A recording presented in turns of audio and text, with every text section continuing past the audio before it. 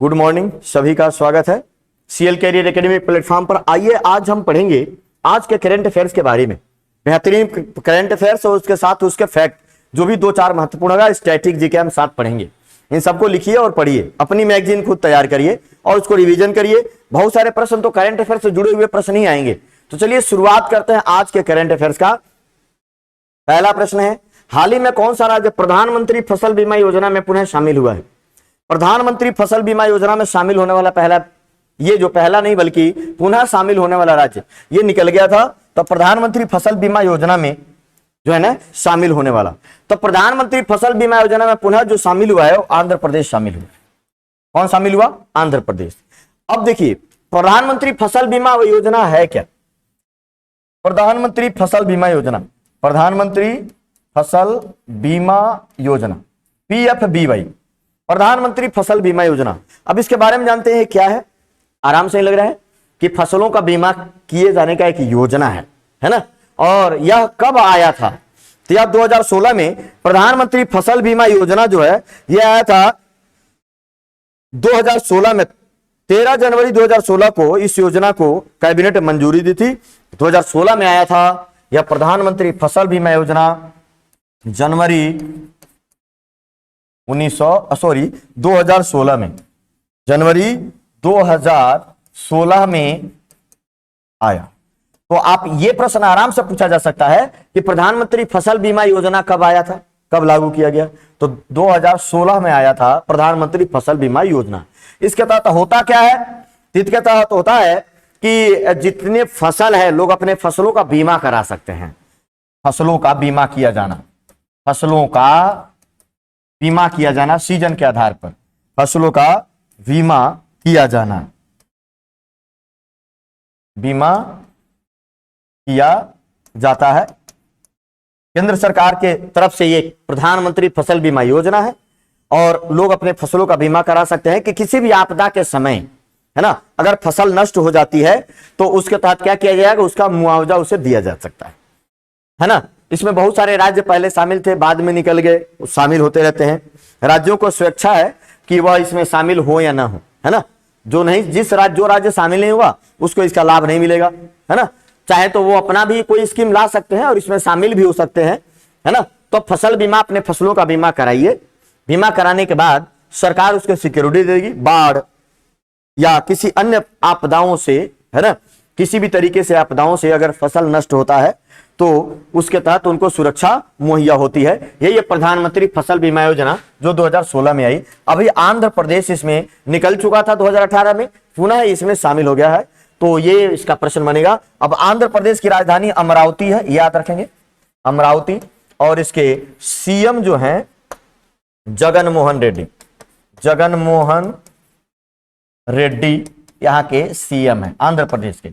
याद रखिएगा, आंध्र प्रदेश में कोलेरू जो झील है और चेन्नई और आंध्र प्रदेश के साथ सटा हुआ पुलिकट झील भी है। तो आंध्र प्रदेश राइट है। आंध्र प्रदेश तंबाकू उत्पादन में एक नंबर, तंबाकू उत्पादन में प्रथम स्थान है। ये भी याद रखेंगे, तंबाकू के उत्पादन में, अंडे के उत्पादन में भी पहला स्थान है। और साथ ही साथ तंबाकू रिसर्च सेंटर, है ना, केंद्रीय तंबाकू अनुसंधान संस्थान जो है वो आंध्र प्रदेश के राजामुंद्री में है। ये भी याद रखेंगे आप लोग, बेहद महत्वपूर्ण फैक्ट है, परीक्षाओं में आ सकता है। तो ये हो गया आपका प्रश्न, इसको याद करिए और पढ़िए। हाल ही में केंद्र की नई शिक्षा नीति को प्री प्राइमरी स्तर पर लागू करने वाला पहला राज्य कौन सा है? केंद्र की जो नई शिक्षा नीति अभी केंद्र सरकार ने पूरे तरीके से लागू नहीं किया है, और लेकिन राज्य चाहे तो इसको अब पहले अपना सकते हैं। तो कौन सा राज्य है जो प्री प्राइमरी स्तर पर लागू करने वाला पहला राज्य बन गया है? तो इसका उत्तर हो जाएगा उत्तराखंड। ऐसा पहला राज्य बना है जो केंद्र सरकार की नई शिक्षा नीति को प्री प्राइमरी स्तर पर लागू करने वाला राज्य बन गया है। अब भारत की जो नई शिक्षा नीति कब आई? तो नई शिक्षा नीति आई है 2020 में, 2020। नई शिक्षा नीति कब आई? 2020 में। अच्छा, स्वतंत्र भारत की पहली शिक्षा नीति कब जारी की गई थी? स्वतंत्र भारत की पहली शिक्षा नीति, तो याद रखिएगा, स्वतंत्र भारत की पहली शिक्षा नीति जो है, स्वतंत्र भारत की पहली शिक्षा नीति 1968 में, है ना। नवीन शिक्षा नीति की अगर हम बात करें तो आया था 1986 में। और फिर जो सबसे नई शिक्षा नीति जो है वो आई है 2020 में। इसी को नई शिक्षा नीति कहा जा रहा है। दूसरी बार अगर हम कहें नवीन शिक्षा नीति या दूसरी, या हम कह सकते हैं अब कहेंगे दूसरी शिक्षा नीति जो आई थी 1986 में आई थी, है ना।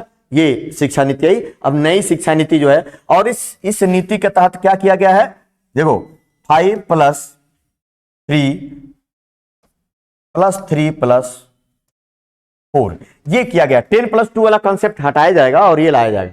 अब इसी 5 में से जो है, 5 में से, है ना, 3 साल प्री स्कूलिंग है आंगनबाड़ी के तहत। आंगनबाड़ी के तहत इसी को कहा जा रहा है प्री स्कूलिंग। फिर इसमें हो जाएगा 2 साल, पहली कक्षा और दूसरी कक्षा पढ़ेगा। फिर ये 3 लेके 5 हो जाएगा, और 3 लेके 8, और फिर हो जाएगा 12। तो इस तरीके से 12वीं तक की पढ़ाई हो जाएगी। तो इसको कहा जाएगा 5+3+3+4।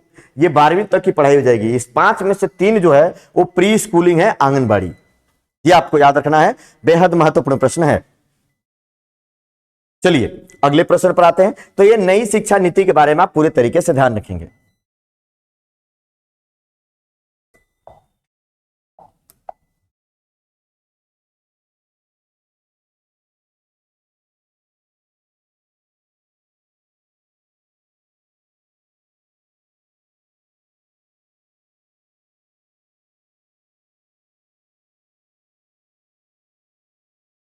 चलिए, हाल ही में अडानी ग्रुप ने किस राज्य में 5G सेवाओं के लिए LOL प्राप्त किया है? 5G सेवाओं के लिए, है ना, ये 5G सेवा अडानी ग्रुप लाएगी और ये प्राप्त किया है गुजरात के लिए। Gujarat is the right answer. 5G सेवाएं और भी कंपनियों के साथ समझौता करके अडानी ग्रुप ये सेवा लेना चाहती है ना। अडानी ग्रुप के द्वारा 5G सेवाओं के लिए कहां पर? गुजरात।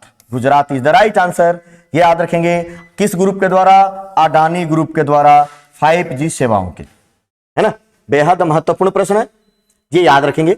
गुजरात की राजधानी कहां है? राजधानी जो है वो है गांधीनगर। गुजरात की राजधानी है गांधीनगर है, ये बात याद रखेंगे आप लोग। गुजरात के मुख्यमंत्री कौन है?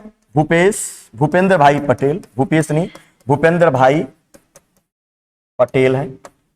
भूपेंद्र भाई पटेल है, याद रखेंगे। गुजरात में गिर राष्ट्रीय उद्यान एशियाई शेरों का घर है, ये याद रखेंगे।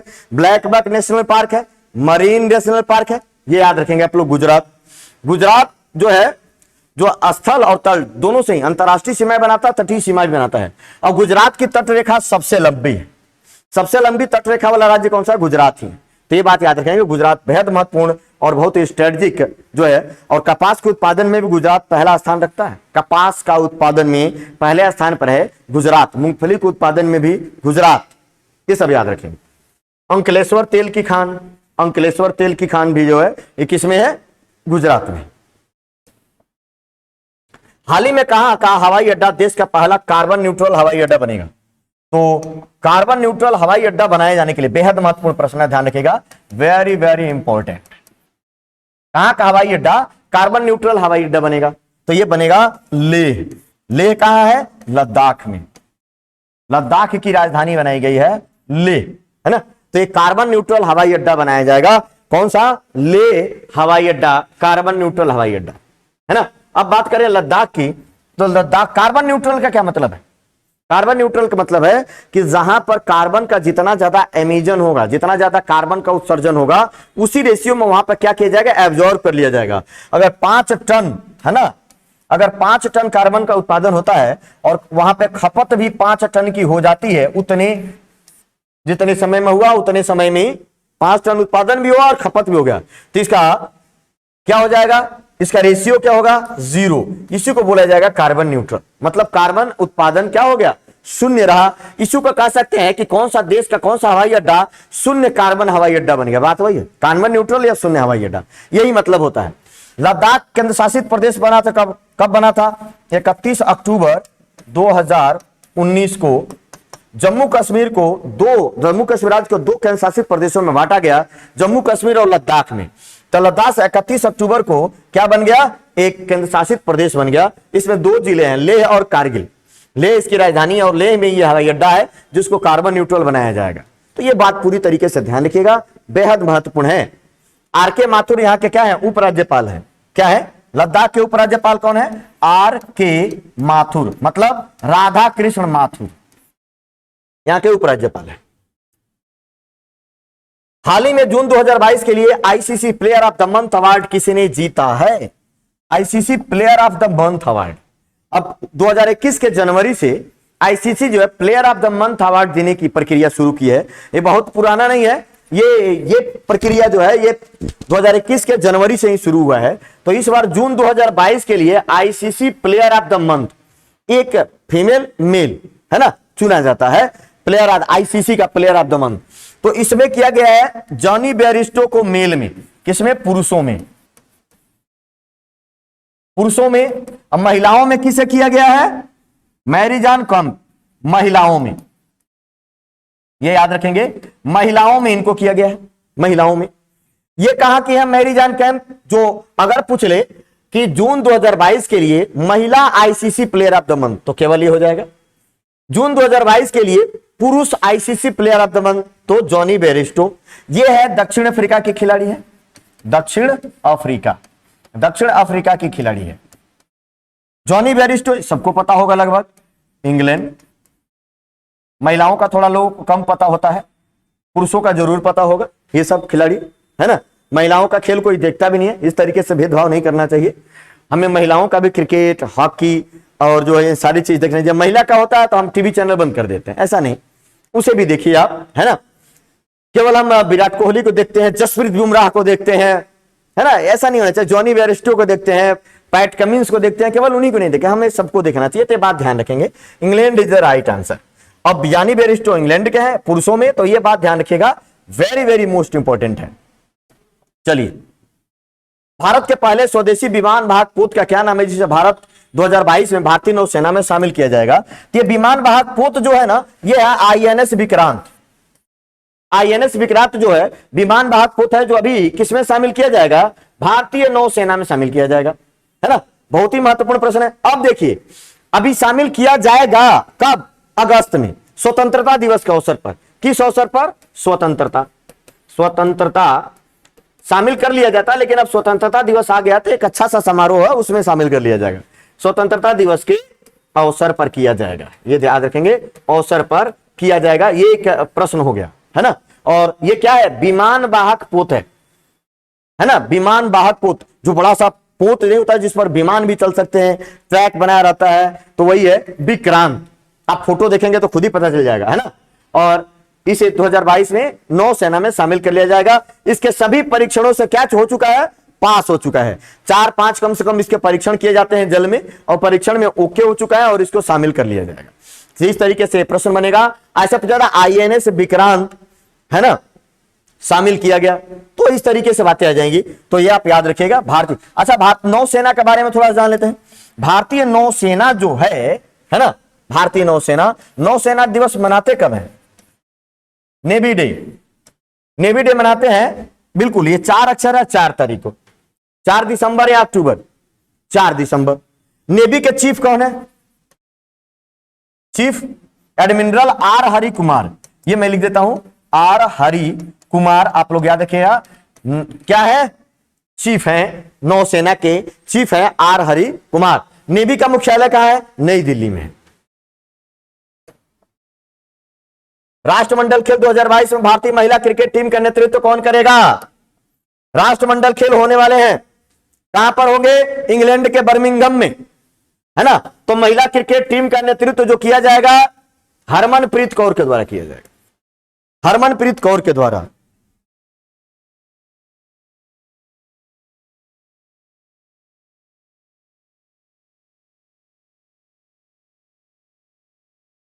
तो राष्ट्रमंडल खेल महिला क्रिकेट टीम का नेतृत्व कौन करेंगी, हरमनप्रीत कौर। अब देखो राष्ट्रमंडल खेल कहां होगा, राष्ट्रमंडल खेल का आयोजन जो होगा, राष्ट्रमंडल खेल का जो आयोजन होगा, ये बर्मिंघम, याद रखिएगा, बर्मिंघम कहां है, ब्रिटेन, इंग्लैंड, यूके, जो भी कर लीजिए आप, इंग्लैंड कर लीजिए या ब्रिटेन कर लीजिए, वो भी बात होती है, बर्मिंघम इंग्लैंड, है ना, यहां पर होगा, या ब्रिटेन लिख लीजिए इसका आयोजन होगा। इस राष्ट्रमंडल खेल में 37 जो है ना व्यक्तियों 37 खिलाड़ियों की एक टीम जाएगी। उसका नेतृत्व कौन करेगा? नीरज चोपड़ा, याद रखेगा। भारतीय महिला हॉकी टीम, पुरुष हॉकी टीम का नेतृत्व कौन करेंगे? पुरुष हॉकी टीम का नेतृत्व करेंगे मनप्रीत सिंह। महिला हॉकी टीम का नेतृत्व सविता पुनिया। तो ये सारी बातें आप जानेंगे। आप क्रिकेट टीम का कौन करेंगे महिला के लिए? हरमनप्रीत कौर करेंगी। तो ये बेहद महत्वपूर्ण प्रश्न है, ध्यान रखिएगा। राष्ट्रमंडल खेल, और ये कौन सा नंबर का राष्ट्रमंडल खेल है भाई? ये है 22वां राष्ट्रमंडल खेल। कौन सा है? 22वां राष्ट्रमंडल खेल। भारत में राष्ट्रमंडल खेल कब हुआ था? 2010। भारत में, याद रखेंगे, भारत में 2010 में 19वां राष्ट्रमंडल खेल हुआ था।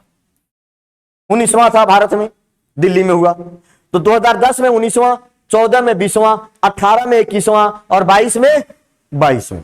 तो ये ध्यान रखिएगा, 2022 में 22वां राष्ट्रमंडल खेल। हाल ही में कौन आईसीसी ओडीआई गेंदबाजी में रैंकिंग में शीर्ष पर है?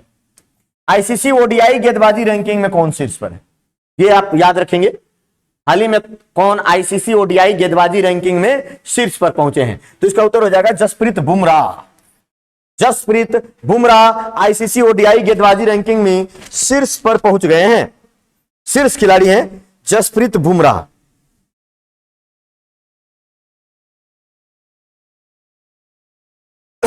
सात 718 रेटिंग के साथ ये नंबर 1 है। इनके बाद आता है Trent Boult. Jasprit Bumrah 1 number, है ना। उसके बाद ट्रेट बोल्ट, ये हो गए 2 नंबर।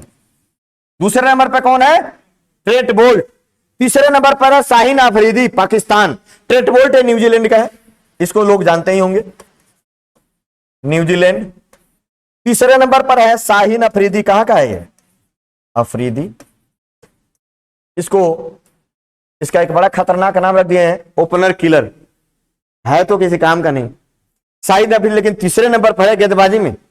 गेंदबाजी में नंबर 3 यही है।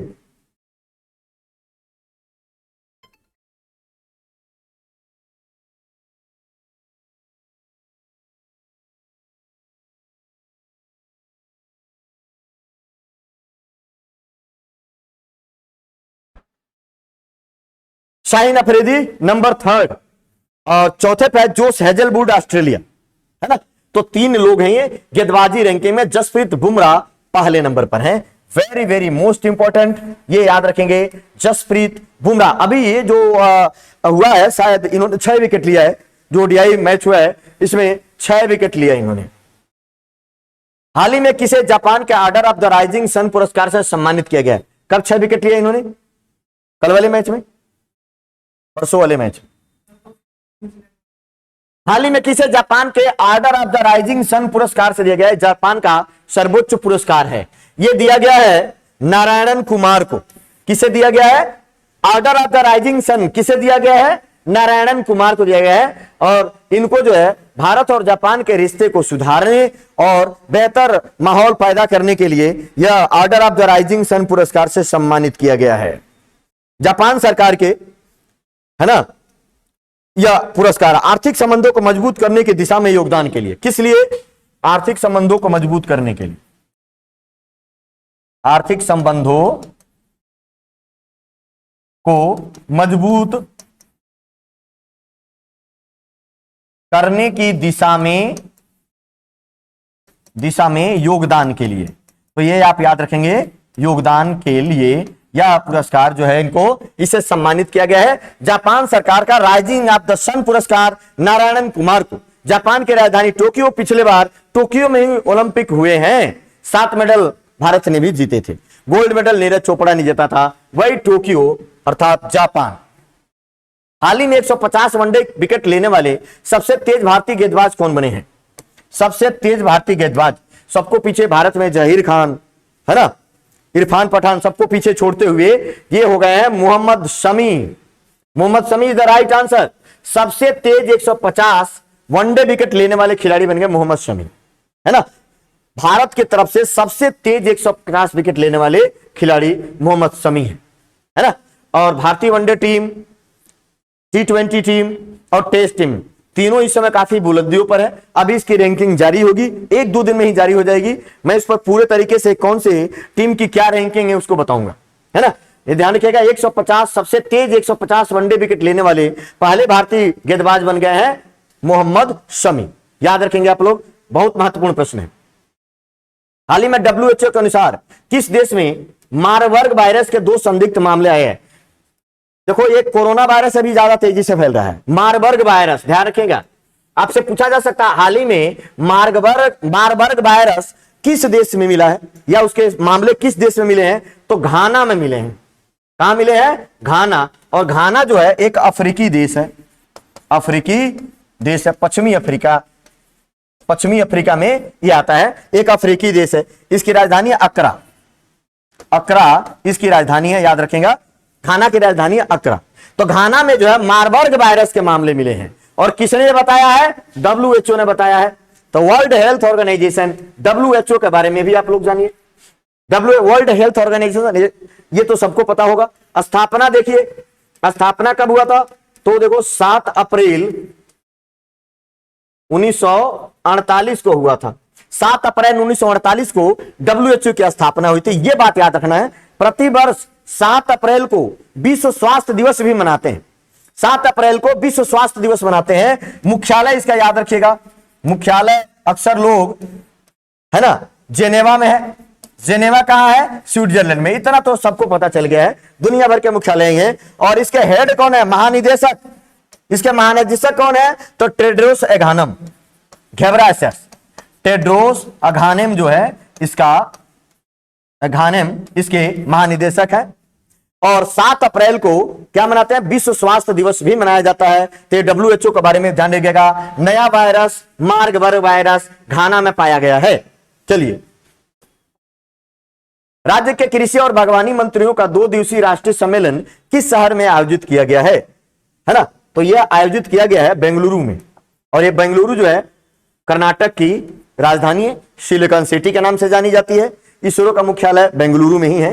ये सब बातें मैं रोज रोज बताते रहता हूं, आप लोग रिपीट करके रखिए, ये सब प्रश्न आपके परीक्षा में आएंगे। तो राज्य के कृषि, राज्यों के जो कृषि, जो भारत में जितने राज्य हैं सभी के कृषि और बागवानी मंत्री, इन सभी लोगों का 2 दिनों का एक राष्ट्रीय सम्मेलन आयोजित किया गया है। और कहां किया गया? बेंगलुरु में किया गया। इसमें इन लोगों ने बागवानी को बढ़ावा देने, बागवानी को क्या बोलते हैं? बागवानी जो होता है इसको हॉर्टिकल्चर बोलते हैं, हॉर्टिकल्चर बोला जाता है। इसमें फलों की खेती, फूलों की खेती, सब्जियों की खेती सब इसमें आ जाती है, हॉर्टिकल्चर। तो इसको कैसे बढ़ाया जाए, इसको और कैसे बेहतर बनाया जाए, कृषि में इनका योगदान कैसे बढ़ाया जाए, तो सभी राज्यों के कृषि और बागवानी मंत्री मिलकर बेंगलुरु में इसके लिए इन्होंने यहां पर बैठक की है।